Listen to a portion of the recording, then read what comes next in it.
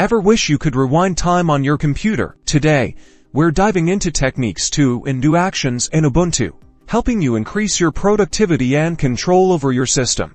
Let's say you accidentally deleted a file. Don't panic.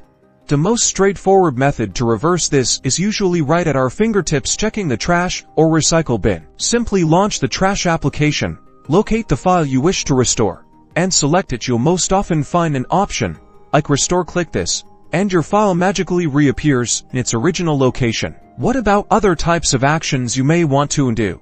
Suppose, for example, that you made some unwanted changes to your Ubuntu settings. Most graphical applications include an undo function whenever you make a change, be it within a settings menu or a document editor. Look for the undo button, usually depicted by a curved, backward-pointing arrow. In many applications, such as text editors and image editors, there is often a keyboard shortcut, like the Ctrl or L+E key combination, which can instantly undo your most recent action. This is your quick go-to for a faster method. For complex tasks, or when you need to go back multiple steps, some applications offer multiple undo levels, enabling you to rewind through several stages of your work.